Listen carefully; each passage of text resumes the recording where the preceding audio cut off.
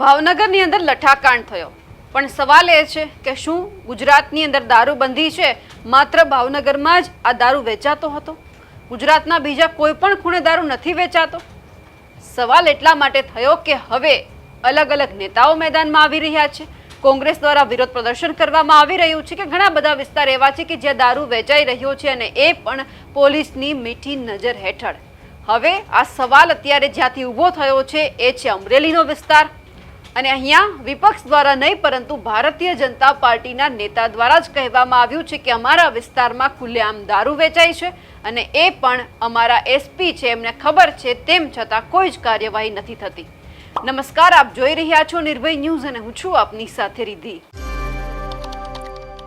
ગુજરાતની અંદર ભાવનગરમાં જ્યારે લઠ્ઠાકાંડ સામે આવ્યો એટલે અલગ અલગ વિસ્તારમાં પોલીસ દ્વારા કાર્યવાહી શરૂ કરવામાં આવી. જે જગ્યા પર દારૂનું વેચાણ થતું હતું એમાં ઘણી બધી જગ્યા ઉપર રેડ પાડવામાં આવી, પરંતુ હજુ પણ દારૂના અડ્ડાઓ ઘણી બધી જગ્યા ઉપર ધમધમી રહ્યા છે.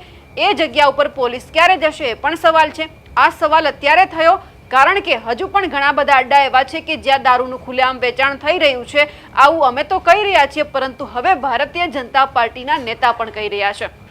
વાત સામે આવી છે અમરેલીમાંથી કે જે અમરેલીના જે પૂર્વ સદસ્ય છે જિલ્લા પંચાયતના વિપુલ દુધાત, તેમણે ભૂપેન્દ્ર પટેલને પત્ર લખ્યો છે. સાથે સાથે હર્ષભાઈ સંઘવીને પણ કહેવામાં આવ્યું છે. અને સવાલ અહીંયાથી એ ઊભો થયો છે કે અહીંયા ચોખવટથી વાત કરવામાં આવી છે કે જે એસપી છે એમની મીઠી નજર હેઠળ આ બધું થઈ રહ્યું છે, તેમ છતાં સાહેબ કોઈ કાર્યવાહી નથી કરતા. અમરેલી જિલ્લાના લીલિયા તાલુકામાં દારૂબંધી તથા ગેરકાયદેસર રેતી ખનન ફક્ત કાગળ પર હોય, જેથી કડક અમલ કરવા બાબત જાહેર જનતાની રજૂઆત છે. જય ભારત સાથ ઉપરોક્ત વિષય અન્વયે જણાવવાનું કે ગુજરાત સરકાર અને ઉચ્ચ અધિકારીઓ દ્વારા સમગ્ર રાજ્યમાં દારૂબંધી તથા ગેરકાયદેસર રેતી ખનન બંધ કરવા વારંવાર કડક સૂચનાઓ કરેલ છે અને અમો દ્વારા પણ વારંવાર લેખિતમાં રજૂઆત કરવામાં આવી છે. પરંતુ અમરેલી જિલ્લાના લીલિયા શહેર અને તાલુકાના 37 ગામમાં ખુલ્લેઆમ દારૂનું વેચાણ અને તાલુકામાંથી પસાર થતી શેત્રુંજી નદીમાંથી રેતી ખનન સંપૂર્ણ બંધ થયેલ નથી અને હાલમાં પણ ખુલ્લેઆમ દારૂનું વેચાણ તથા ગેરકાયદેસર રેતી ખનન શરૂ છે. અને લોકચર્ચા મુજબ લીલિયા શહેર તથા તાલુકામાં છેલ્લા 5 વર્ષમાં દારૂ પીવાના કારણે અંદાજિત 25 થી 50 વર્ષની ઉંમરના 75 થી 80 લોકો છે મૃત્યુ પામ્યા છે. જે મૃત્યુ પામનાર વ્યક્તિ છે એ પરિવારના મુખ્ય કમાનાર વ્યક્તિઓ હોય, જેના કારણે પરિવારની વિધવા મહિલાઓ તથા બાળકોની પરિસ્થિતિ ખૂબ જ વિકટ બને છે. અને ગેરકાયદેસર રીતે ખનનના જે આ વાહનો છે તેમની અડફેટે ઘણા બધા વ્યક્તિઓ છે એમના મૃત્યુ પણ થયા છે અને જેમના પરિવારો પણ નોંધારા થયા છે અને બાળકો શિક્ષણથી વંચિત રહે છે. અને ખરી હકીકતમાં લીલિયા તાલુકાની જાહેર જનતાની લોકચર્ચા મુજબ દારૂનું ખુલ્લેઆમ વેચાણ અને રેતી ખનન અમરેલી જિલ્લાના જે પોલીસ અધિક્ષક સંજય ખરાતની રહેમ નજર હેઠળ કોઈ અંગત લાભ માટે થાય છે. સીધો જ સવાલ છે હવે જે અમરેલીના એસપી છે સંજય ખરાત, તેમની સામે કરી દીધો છે કે આ બધું થાય છે, એમને ખબર છે, તેમ છતાં કોઈ કામ નથી કરવામાં આવતું, કોઈ કાર્યવાહી નથી થતી કારણ કે કોઈક અંગત લાભ છે એ જે અમરેલીના એસપી સંજય ખરાત છે તેમને મળી રહ્યો છે.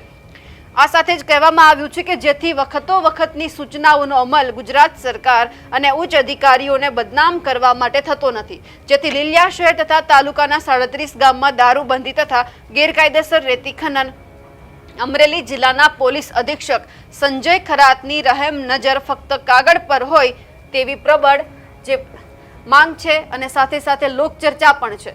જેથી લીલિયા તાલુકામાં પોલીસ દ્વારા ભોરીગડા, વેડાવદર ચોકડી, બીજી છે નાના લીલિયા ચોકડી, લીલિયા ઉમિયા સર્કલ, અંટાળિયા મહાદેવ ચોકડી તથા અલગ અલગ સર્કલ પોઈન્ટ ગામોમાં લગાવવામાં આવેલા સીસીટીવી કેમેરા જે ફૂટેજ છે ચેક કરવામાં આવે તો બેફામ ગેરકાયદેસર રેતી ખનનની જે સત્ય હકીકત છે ઉજાગર થશે.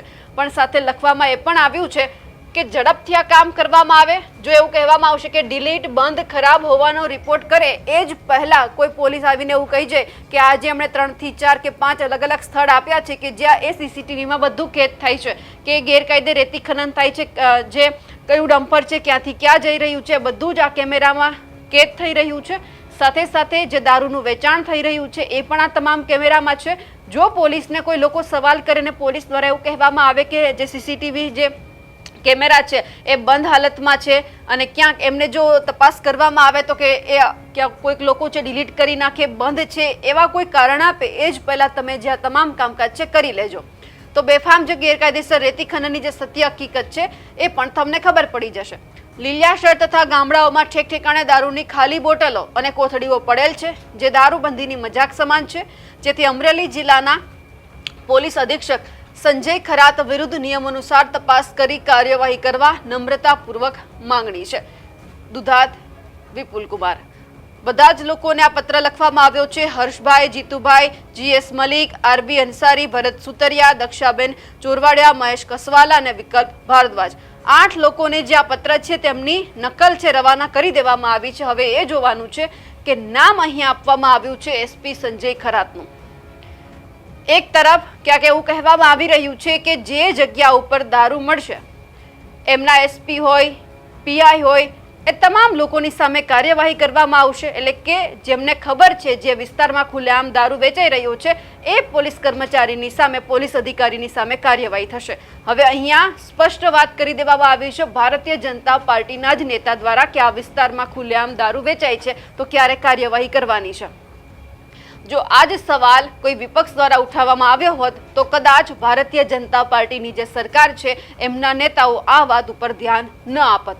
પરંતુ અહીંયા જેમણે સવાલ ઉઠાવ્યો છે એ ભારતીય જનતા પાર્ટીના નેતા છે, એટલે કદાચ ક્યાંક હવે એમને કાર્યવાહી કરવી પડશે. પણ આ બધાની વચ્ચે જે વિપુલ દુધાત છે જેમણે આ પત્ર લખ્યો છે તેઓ શું કહી રહ્યા છે તે પણ સાંભળી લઈએ. હું વિપુલ કુમાર મગનભાઈ દુધાત, પૂર્વ સદસ્ય જિલ્લા પંચાયત અમરેલી. આજરોજ મુખ્યમંત્રી શ્રી ભૂપેન્દ્રભાઈ પટેલ સાહેબ તથા ગૃહમંત્રી શ્રી અને નાયબ મુખ્યમંત્રી શ્રી હર્ષભાઈ સંઘવી સાહેબને અમરેલી જિલ્લાના લીલિયા તાલુકાની અંદર બેફામ દારૂનું વેચાણ અને ગેરકાયદેસર રેતી ખનન થતું હોય તે અંગેની રજૂઆત પત્ર દ્વારા કરવામાં આવેલ છે. જેમાં લોકચર્ચા મુજબ અમરેલી જિલ્લાના લીલિયા તાલુકાની અંદર એસપી શ્રી સંજય ખરાતની રહેમ નજર હેઠળ જે દારૂનું બેફામ વેચાણ અને ગેરકાયદેસર રેતી ખનન થતું હોય તે ખૂબ જ નિંદનીય બાબત છે. અને જે હકીકત તપાસવી હોય તો લીલિયા તાલુકાની અંદર જે પોલીસ દ્વારા અલગ અલગ ચોકડીઓ અને પોઈન્ટ ઉપર સીસીટીવી કેમેરા લગાવવામાં આવ્યા છે તેના ફૂટેજ તપાસવામાં આવે અને દારૂબંધી બાબતે જે લીલિયા તાલુકાના અલગ અલગ ગામમાં અને શહેરની અંદર જે ખાલી બોટલો અને કોથળીઓ દારૂની પડી છે તે દારૂબંધીની મજાક સમાન અને ગુજરાત સરકારને બદનામ કરવા માટે આ જિલ્લાના પોલીસ અધિક્ષક સંજય ખરાત દ્વારા જે વારંવાર કડક સૂચનાઓ આપવામાં આવેલ છે એનું ક્યારેય પાલન કરવામાં આવેલ નથી. કદાચ ઘણી બધી ઓછી વખત તમે એવું સાંભળ્યું હશે કે ભારતીય જનતા પાર્ટીના જે નેતા છે કાં તો પોતાના સરકારની સામે પડે અને કાં પછી પોલીસની સામે પડે. આમ જોવા જઈએ તો આ કામ વિપક્ષનું છે. વિપક્ષ હંમેશા પોલીસની સામે પ્રહાર કરતા હોય છે, પણ હવે અહીંયા ભાજપના નેતા દ્વારા પ્રહાર કરવામાં આવ્યા છે અને એ પણ કોઈ બીજા એલસીબી છે, પોલીસ કર્મચારી છે, એ કોઈ જ ઉપર ને સીધા જ એસપી ઉપર પ્રહાર કરવામાં આવ્યા છે. હવે એ જોવાનું છે કે જે સંજય ખરાતનું નામ અત્યારે ચર્ચાઈ રહ્યું છે આ તમામ બાબતે એમની સામે કોઈ એક્શન લેવામાં આવે છે કે પછી ભારતીય જનતા પાર્ટીના નેતાને પણ ક્યાંક ચૂપ કરી દેવામાં આવે છે તે જોવાનું રહ્યું. અમારા અહેવાલને લઈને આપનું શું માનવું છે કમેન્ટ કરીને ચોક્કસથી જણાવજો. સાથે જ અમારી નિર્ભય ન્યૂઝ ચેનલને લાઇક, શેર અને સબસ્ક્રાઇબ કરવાનું ભૂલશો નહીં. નમસ્કાર.